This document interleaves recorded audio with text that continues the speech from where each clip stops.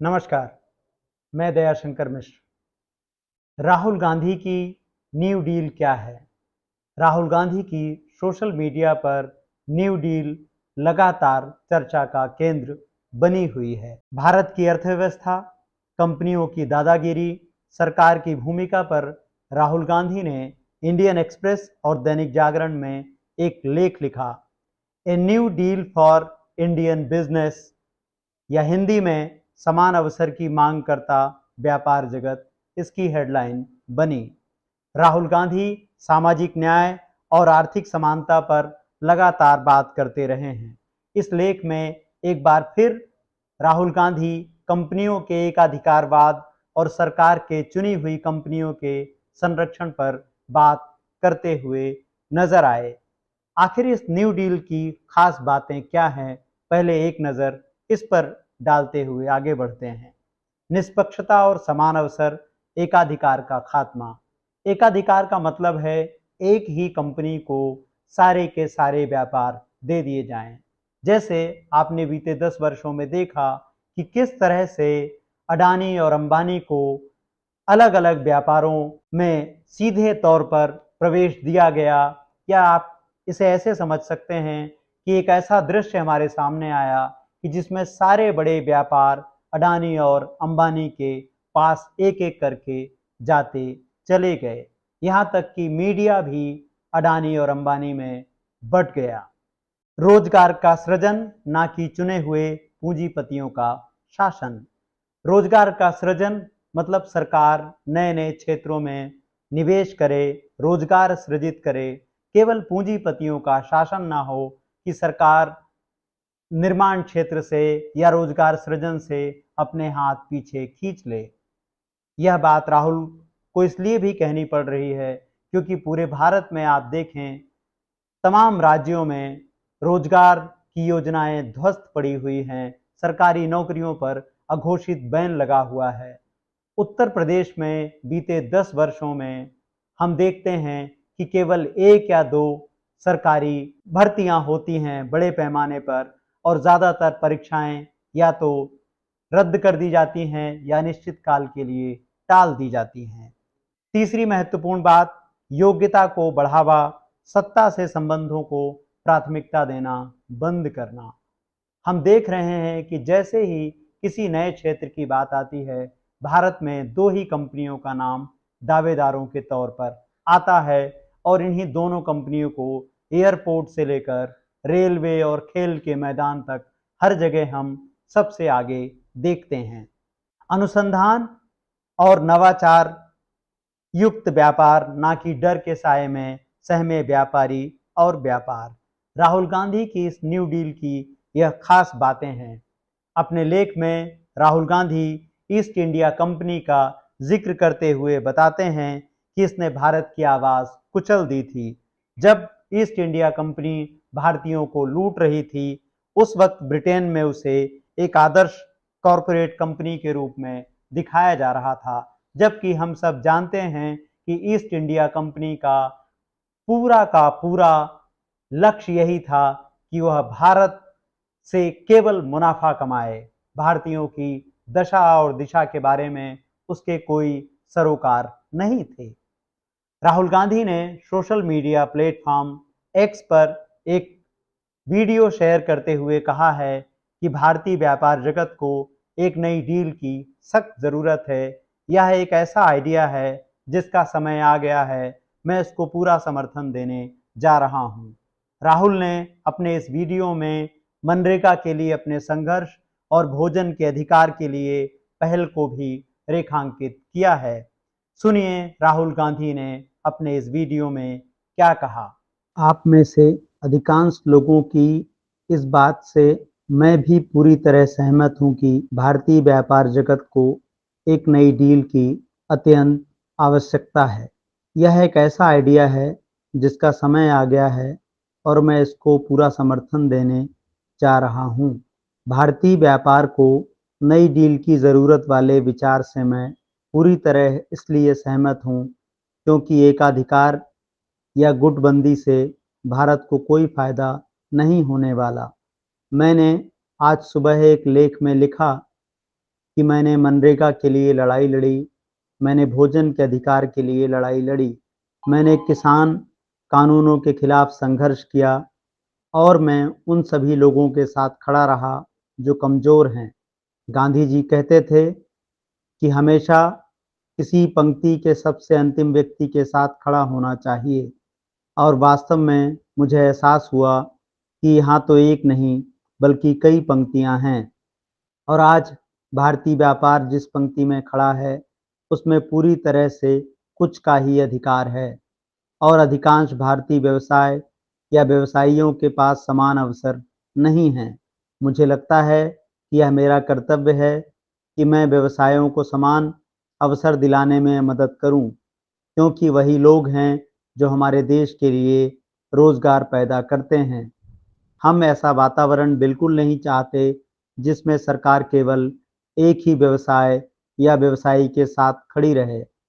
हम ऐसी सरकार चाहते हैं जो तटस्थ रहे, निष्पक्ष रहे और सभी व्यवसाय या व्यवसायियों को समान अवसर दे।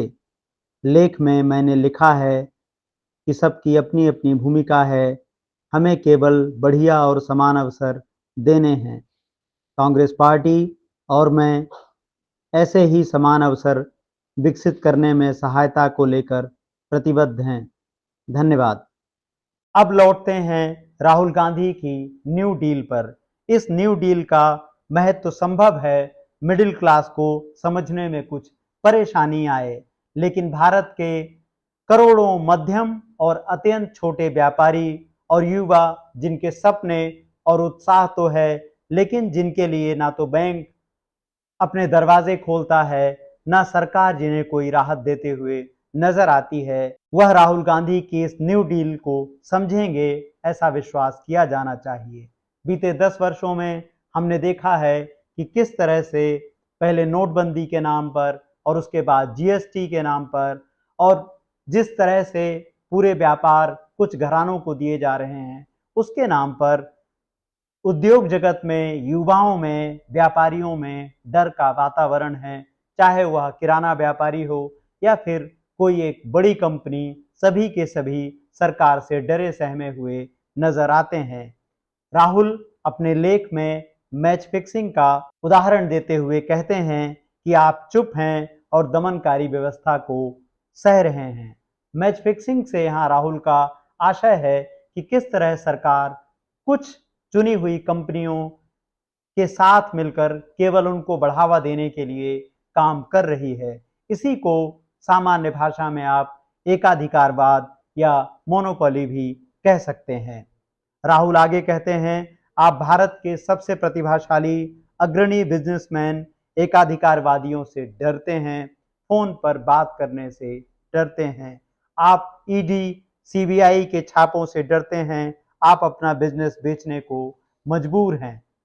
राहुल गांधी अपने लेख में आगे अलग अलग उदाहरण देते हुए बताते हैं कि किसी कीमत पर किसी सरकार को केवल एक बिजनेसमैन का समर्थन करने की अनुमति नहीं दी जा सकती है।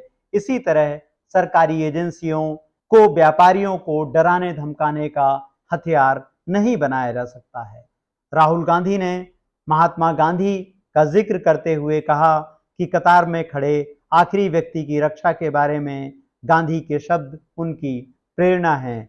भूमि अधिग्रहण बिल का विरोध करने की प्रेरणा उन्हें महात्मा गांधी से ही मिली।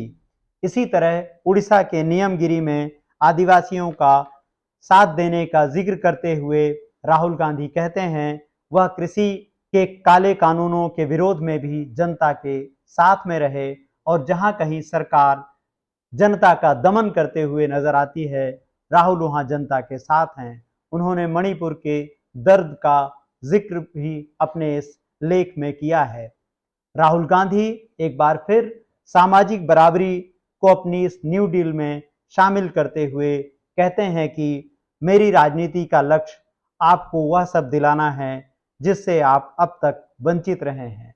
राहुल गांधी इस पूरे लेख में ईस्ट इंडिया कंपनी को एक रूपक की तरह लेकर आते हैं और बताते हैं कि कैसे ईस्ट इंडिया कंपनी, जिसे सरकार का उस समय की ब्रिटानिया हुकूमत का समर्थन प्राप्त था, उसका काम केवल इतना था कि वह भारत से मुनाफा कमाए और भारतीय उद्योगों के बारे में, व्यापारियों के बारे में किसी तरह के उसके सरोकार नहीं थे, किसी तरह की उसकी चिंता नहीं थी। ठीक यही रवैया भारत सरकार का इस वक्त है, यही राहुल गांधी के इस लेख का अभिप्राय है, क्योंकि बीते 10 वर्षों में हमने देखा है कि किस तरह से सरकार छोटे और मध्यम दर्जे के किराना स्टोर से लेकर और छोटे-छोटे व्यापारियों तक के हितों को लगातार नजरअंदाज करते हुए आगे बढ़ रही है। राहुल गांधी ने इस लेख में कुछ युवा उद्योगपतियों का जिक्र भी किया है, उनके काम की सराहना भी की है और आप इसे इस तरह समझ सकते हैं कि राहुल गांधी ने यह कहने की कोशिश की है, अपने इस विचार को स्पष्ट किया है कि वह बिजनेस विरोधी नहीं है। राहुल गांधी को लेकर लगातार इस तरह का एक दुष्प्रचार किया जाता रहा है। राहुल गांधी पर मेरी किताब राहुल गांधी सांप्रदायिकता और दुष्प्रचार को आप पढ़ सकते हैं, जिसमें राहुल गांधी के खिलाफ चलाए जा रहे प्रोपेगेंडा पर तथ्यात्मक रूप से जानकारी दी गई है।